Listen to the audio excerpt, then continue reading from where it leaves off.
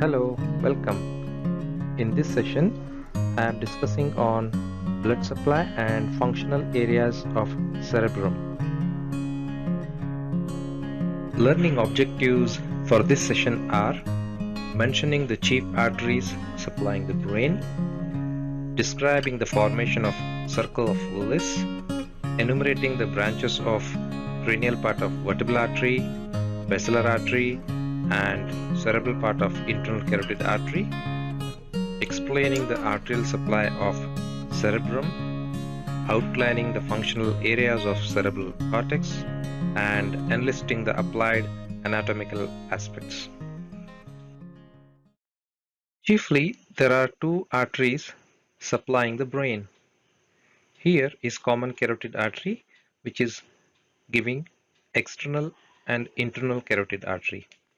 On either sides, internal carotid artery takes entry into the cranial cavity. This is branch of subclavian artery, that is vertebral artery. Here, vertebral arteries on either side take entry into foramen magnum to form basilar artery. Chiefly, internal carotid artery and vertebral arteries in pair supply the brain. This is base of the brain. Both vertebral arteries convergingly join to form basilar artery. Basilar artery divides into posterior cerebral arteries on either sides. This is internal carotid artery on either sides, and this is anterior cerebral artery, branch of internal carotid artery on either sides. This is middle cerebral artery, and this is posterior communicating artery communicating posterior cerebral artery to internal carotid artery. This is anterior communicating artery communicating both anterior cerebral arteries. Circle of Willis is polygonal circle of arteries present in the interpeduncular fossa. It is formed by posterior cerebral artery, posterior communicating artery, internal carotid artery, anterior cerebral artery, and anterior communicating artery. These are right and left vertebral arteries joining to form basilar artery, right and left posterior cerebral artery, internal carotid artery on right and left, anterior cerebral arteries and middle cerebral arteries, and posterior communicating artery. The different shades here are telling that the right and left posterior cerebral arteries are getting correspondingly from right and left vertebral arteries. There is no mixing of blood in normal circulation.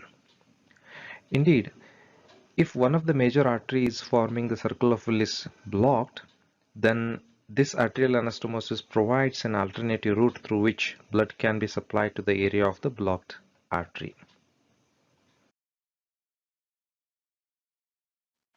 Now let me enumerate branches of cranial part of vertebral artery. These are vertebral arteries on either sides joining to form basilar artery. They are convergingly anastomosing to form basilar artery. These are anterior spinal branches. There is only one anterior spinal artery formed by converging anastomosis of branches from both vertebral arteries. There are posterior spinal arteries, you can see them here.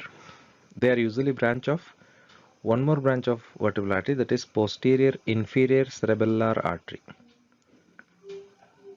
You can also observe here meningeal branches and medullary branches, which supply meninges of posterior cranial fossa and medulla. Let me enumerate branches of basilar artery here. Basilar artery, from here to here, it is basilar artery. These are terminal branches of basilar artery, that is posterior cerebral artery. Prior to that, we find superior cerebellar artery, and all these are branches of basilar artery going to pons, pontine branches. There are numerous branches. This is labyrinthine artery, which supplies the internal ear, and these two are anterior inferior cerebellar artery. Anterior inferior cerebellar artery is first branch of basilar artery, where posterior inferior cerebellar artery is last branch of vertebral artery. Let me enumerate branches of cerebral part of internal carotid artery. This is internal carotid artery. The branch of internal carotid artery is ophthalmic artery. Posterior communicating artery, which communicates internal carotid artery to posterior cerebral artery. Anterior choroidal artery.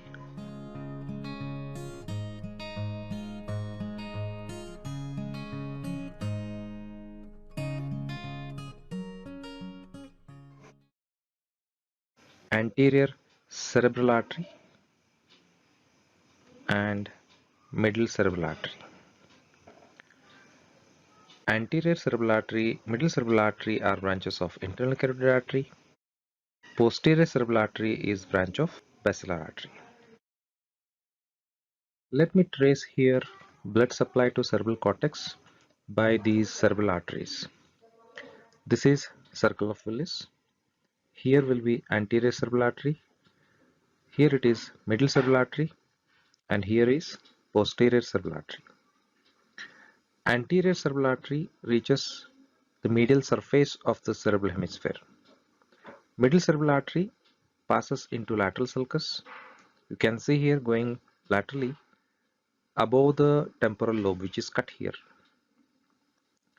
This is posterior cerebral artery, which is going on inferior surface. Anterior cerebral artery is related to medial surface.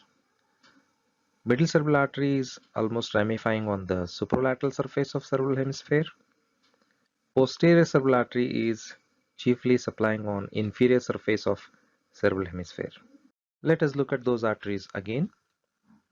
Here it is medial surface of cerebral hemisphere, where we are finding anterior cerebral artery and its branches. Here it is middle cerebral artery going in lateral sulcus and giving all the branches to superlateral surface. Posterior cerebral artery, which is going on inferior surface of cerebral hemisphere. Let us look at cerebral hemispheres on both surfaces. This is superlateral surface. We are finding middle cerebral artery running in lateral sulcus and its branches supplying majority of superlateral surface. Here it is medial surface. Majority of the medial surface is supplied by anterior cerebral artery, which is very near to corpus callosum here. And here it is posterior cerebral artery supplying majority of inferior surface and occipital lobe. These are the superolateral, medial and inferior surface of cerebral hemispheres showing different arteries supplying on them.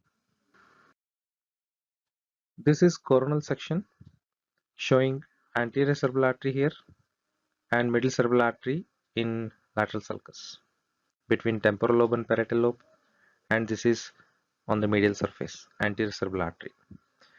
When we observe these arteries, the cortical branches are, some are short and some are long. Short cortical branches and long cortical branches. Short cortical branches supply shallow area and long go deeper. There are several arteries which go much more deeper. They are called central arteries. They supply the nuclei which are located deep within the cerebral hemisphere. Let me quickly explain venous drainage of cerebral hemisphere.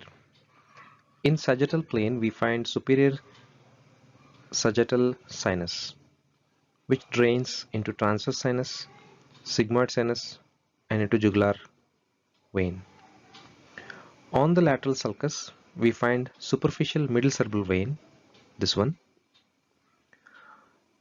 Into the superficial middle cerebral vein, several veins drain, which are near to the lateral sulcus, which are near to the midline, they are draining into superior sagittal sinus. This superficial middle cerebral vein has communicating anastomosis with dural venous sinuses. This is superior anastomosis, this is inferior anastomosis. Superior with superior sagittal sinus and inferior with inferior, transverse sinus. In this view, we are observing superior sagittal sinus and inferior sagittal sinus as well. This is straight sinus. Straight sinus is formed by joining of inferior sagittal sinus and great cerebral vein of Galen. Great cerebral vein of Galen is formed by joining of two internal cerebral veins. This is one internal cerebral vein which usually drains septal vein, septum pellucidum, thalamus striate vein, thalamus, and choroidal vein from choroid plexus. These three, septal, thalamus, and choroidal plexus, join to form one vein, that is internal cerebral vein. Internal cerebral vein of either sides join to form great cerebral vein of Galen, which drains into straight sinus along with inferior sagittal sinus. This picture shows anterior, middle and posterior cerebral arterial distribution on different surfaces of cerebral hemisphere. On the superlateral surface, the majority of the distribution is by middle cerebral artery, very near to the lateral sulcus.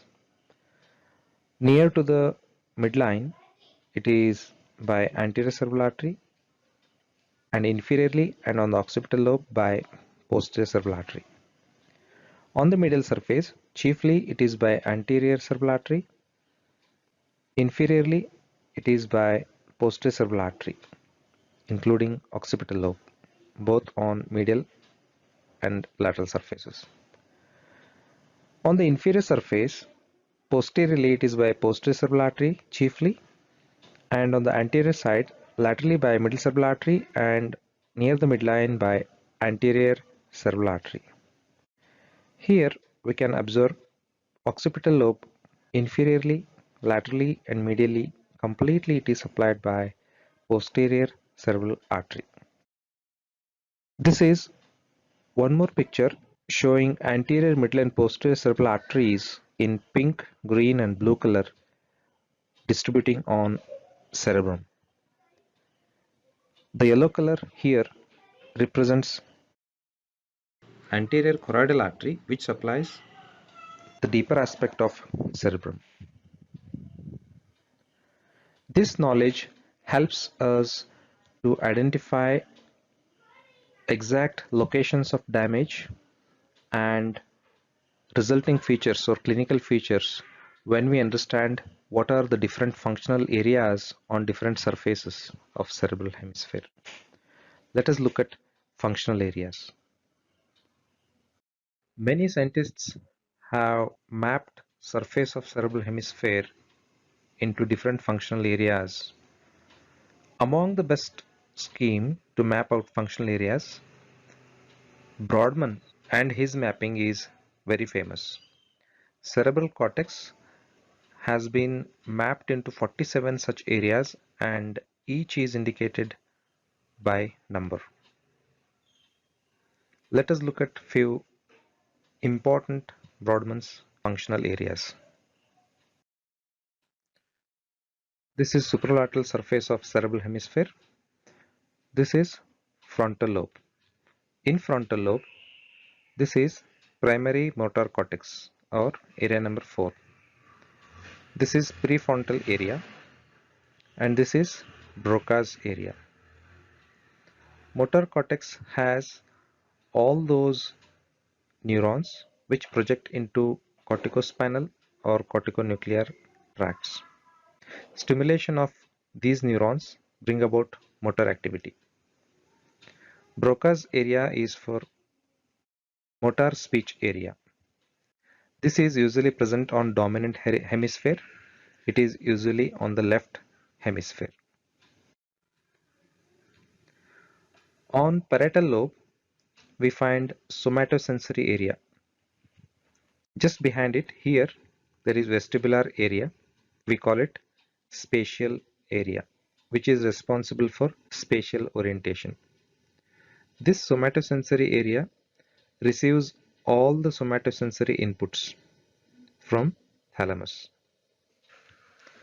On occipital lobe, we find primary visual cortex, that is area number 17. Just in front of it, we find visual association area. On temporal lobe, just at the central lateral sulcus, we find auditory area. This is primary auditory cortex. And just behind it, we find Wernicke's area. Wernicke's area is sensory speech area.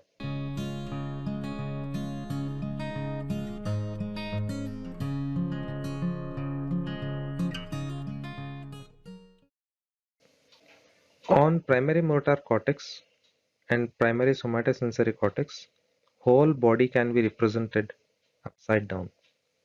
That is called motor or sensory homunculus. Here we are observing motor map, motor homunculus, where on the this is medial surface, this is superlateral surface of the cerebral hemisphere. This is on the motor cortex, this is on the sensory cortex. We can see motor cortex for toes, foot and knee are on the medial surface. Trunk, shoulder, elbow, wrist and hand having much area on the upper part of the superlateral surface. Neck, eye, face, lips, jaw and tongue which descend down. In the same way, the sensory cortex also has sensory homunculus showing different parts of human body which are representing the sensory areas. The knowledge of blood supply and different arteries distributing on different surfaces of cerebral hemispheres and functional areas on cerebral surface become very important correlation when we elicit or suspect the damaged artery with respect to clinical features how the patient presents. Let us look at applied anatomy. To begin with, aneurysms. Aneurysms are abnormal dilatation of arteries because of weakening of their walls. Most commonly, aneurysms are seen at anterior communicating artery in circle of Willis. Next common site is middle cerebral artery and at the junction of internal carotid artery and posterior communicating artery. In some cases, it is seen at the junction of basilar artery where it divides into posterior cerebral arteries. Complication of cerebral artery aneurysms is rupture of aneurysms, which bleed into cerebrospinal fluid. This can be diagnosed by lumbar puncture. As prevention, these arteries can be reached surgically and aneurysms can be clipped. Subclavian steal syndrome. This picture shows arterial pattern of common carotid artery and vertebral arteries which are going up to supply the brain. In some conditions where there is stenosis of subclavian artery proximal to the branch which is given here vertebral artery. This subclavian artery, because of this stenosis, gets less blood into it. The blood to this subclavian artery can be stolen from the circle of Willis, or it can be compensated by supply from other vertebral artery. So such patients usually suffer syncope and neurological symptoms. This is known as subclavian steal syndrome. Subclavian artery steals the blood from circle of Willis. This is a diagnostic procedure. Radiopaque material is injected into internal carotid artery and radiograph is taken.